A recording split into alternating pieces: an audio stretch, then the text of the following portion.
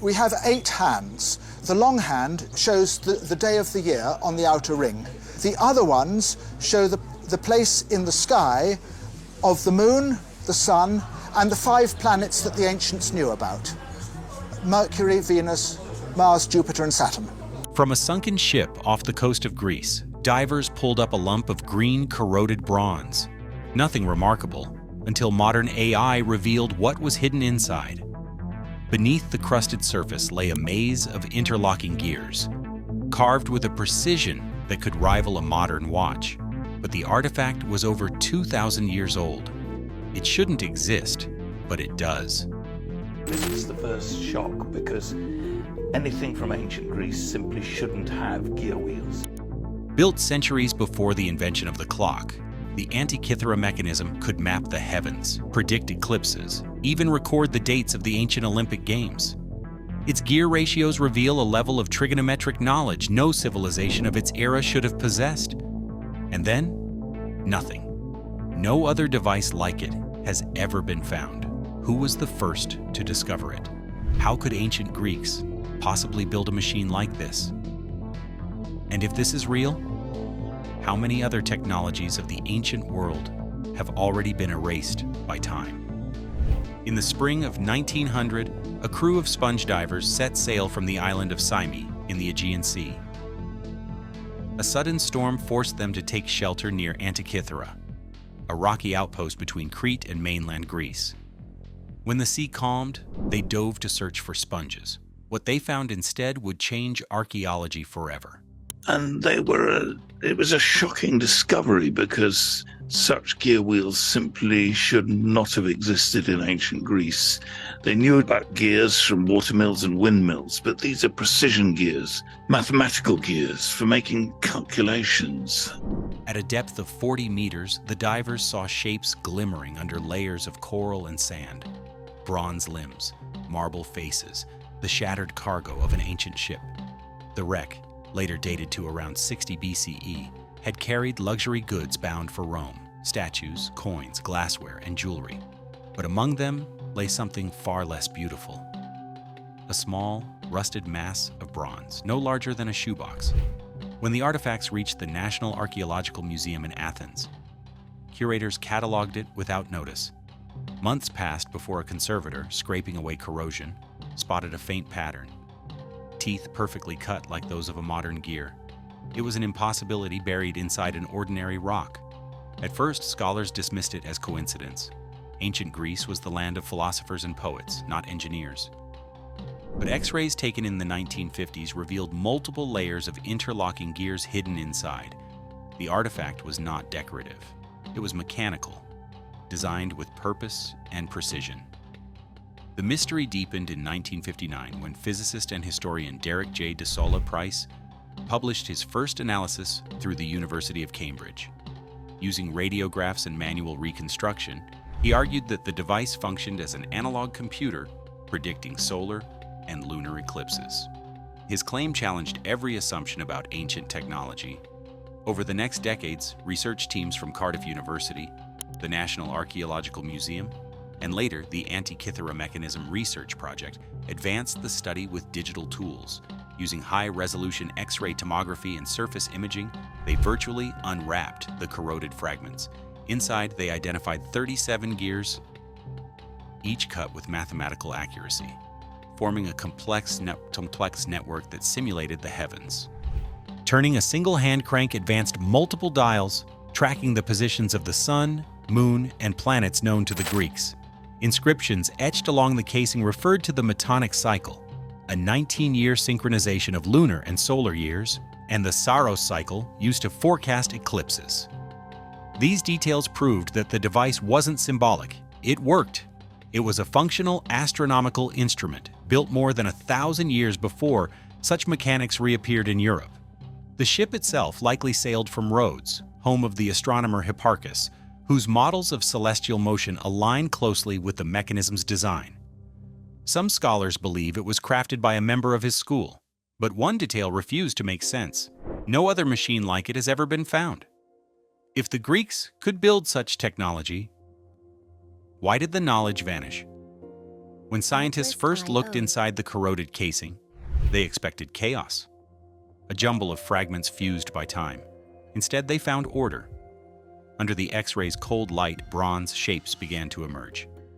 Concentric rings, gear trains, inscriptions etched by a steady hand 2,000 years ago. The image was grainy, ghost-like, yet unmistakable. It was not art, it was engineering. Each gear was cut with teeth less than a millimeter apart, meshing perfectly. 37 in total, arranged in layers, stacked with the precision of a clock, though the first mechanical clocks wouldn't appear until more than 1,000 years later.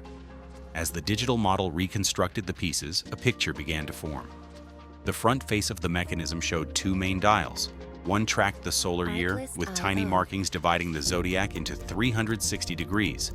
Another followed the lunar cycle, compensating for the moon's irregular orbit through a pin-and-slot system, a design so mathematically advanced it wouldn't reappear until the 18th century.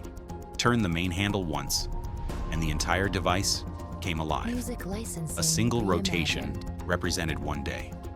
The gears multiplied that motion through a cascade of ratios, 19 to 235, 223 to 18.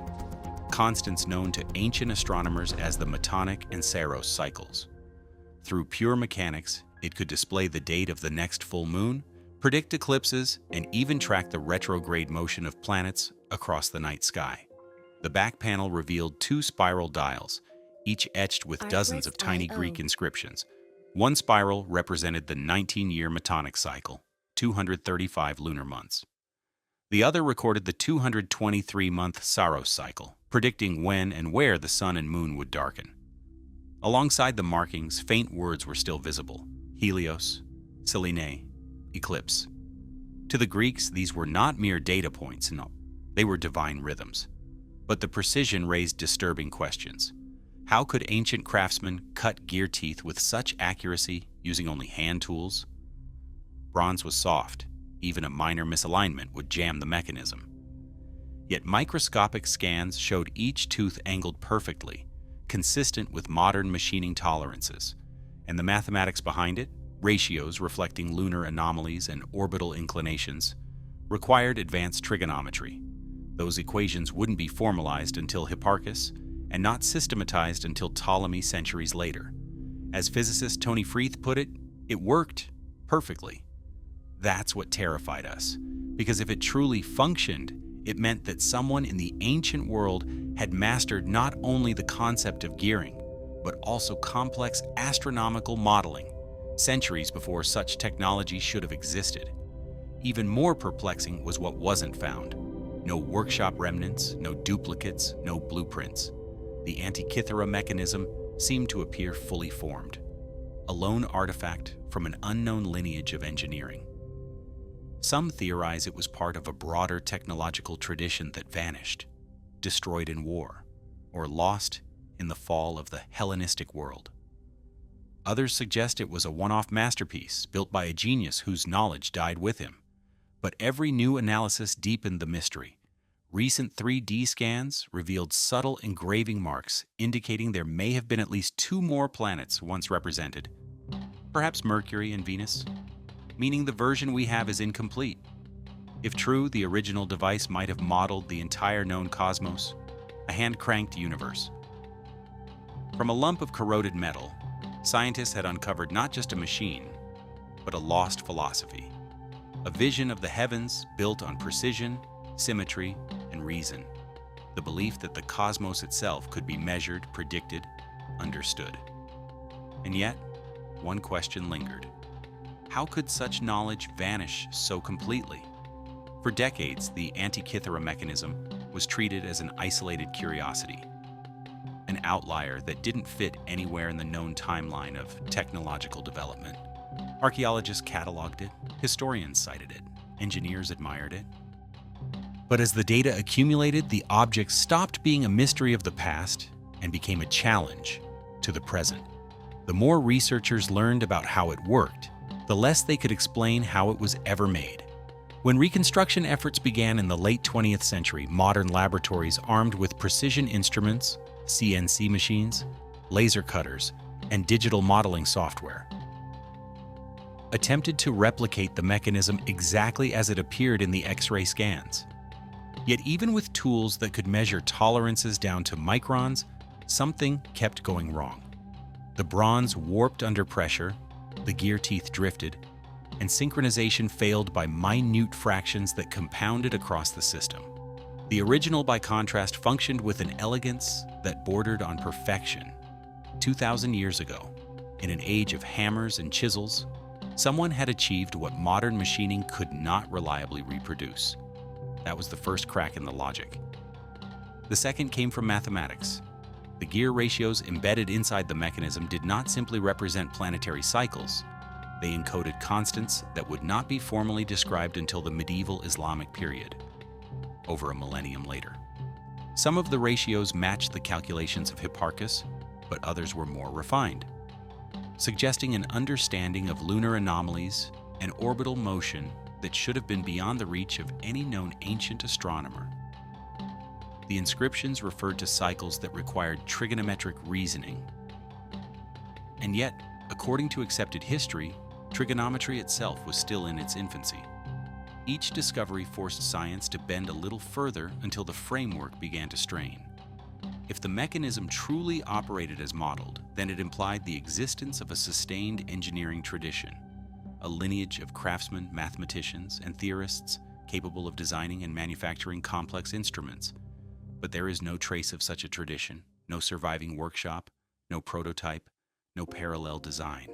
It appears fully formed, like a technological apparition, and then disappears from history. That silence is perhaps the most unsettling part. Civilizations do not invent a mechanical computer and simply forget how to make gears. Knowledge that advanced does not vanish without reason.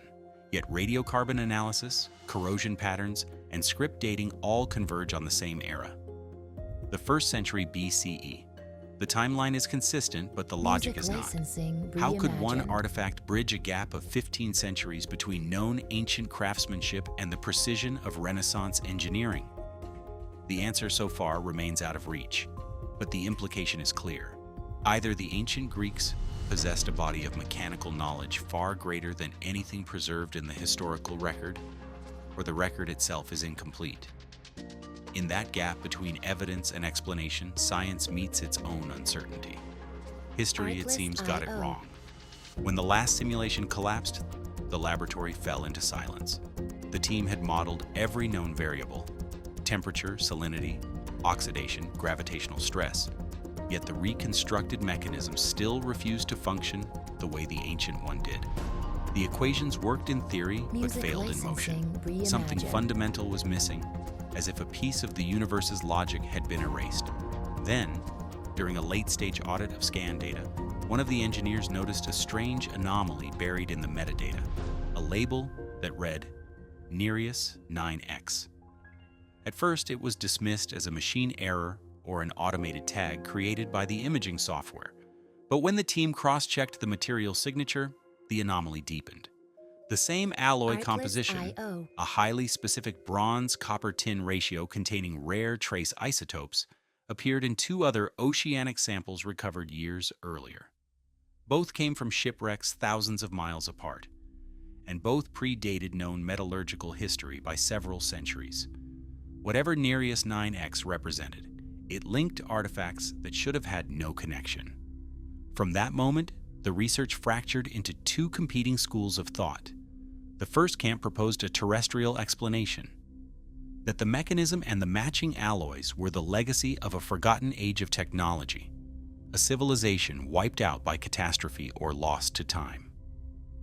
They cited the astronomical precision of the Antikythera gears, accurate within 0.03 degrees of modern satellite models, as evidence that this was no product of myth or chance.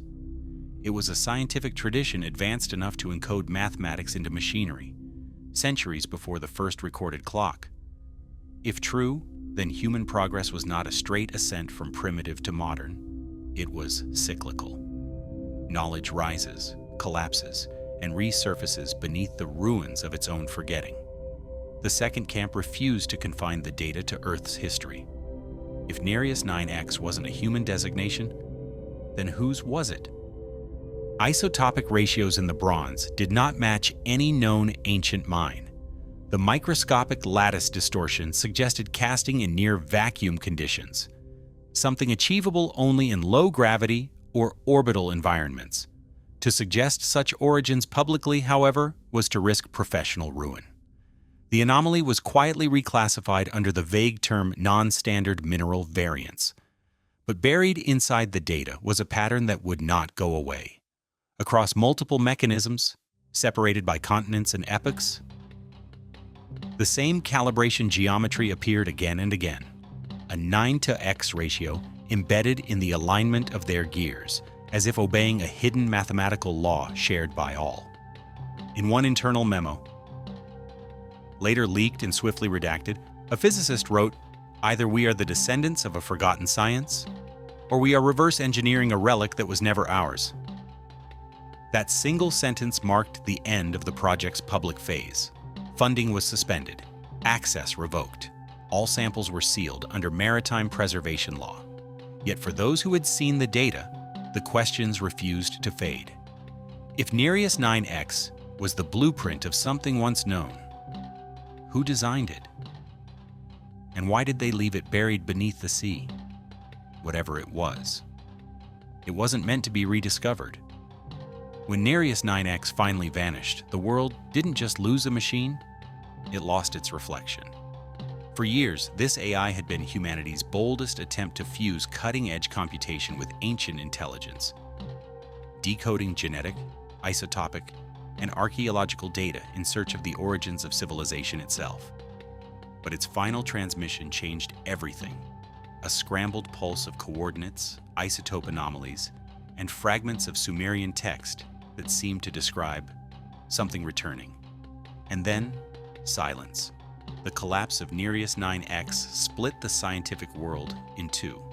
Some claimed it had crossed a boundary, discovering a recursive structure that predicted the collapse and rebirth of intelligent life across ages. Others said it broke under its own contradictions, isotope data suggesting advanced metallurgy 40,000 years before history began, or linguistic patterns linking Sumerian chants to quantum models of cyclic time.